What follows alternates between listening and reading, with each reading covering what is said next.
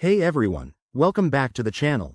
Today, we're diving into a straightforward guide on how to send XDC from Coinbase to your Arculus wallet in 2025.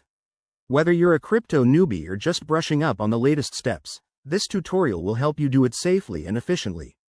Let's get started. First off, make sure you have both your Coinbase account set up and verified and the Arculus Wallet app installed on your device. This is crucial for a smooth transfer. Open your Arculus Wallet, navigate to the XDC section, and copy your wallet address. It's that long alphanumeric string you'll need next. Now, hop over to the Coinbase app or website and log in with your credentials. Once you're in, go to your dashboard and find your XDC holdings. Click on the Send or Withdraw option to start the process. In the Send form, paste the Arculus wallet address you copied earlier. Double-check it for accuracy. Typos here can lead to lost funds, so take your time. Then, enter the amount of XDC you want to send.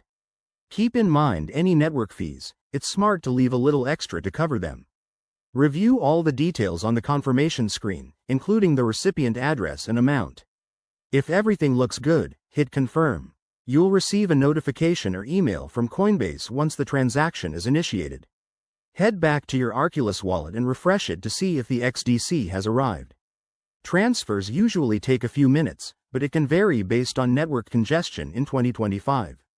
If it doesn't show up right away, don't panic. Just give it some time. A quick tip: always use two-factor authentication on both platforms to protect your assets, and never share your private keys. Scams are common in crypto, so stay vigilant. There you have it. That's how to send XDC from Coinbase to Arculus in 2025.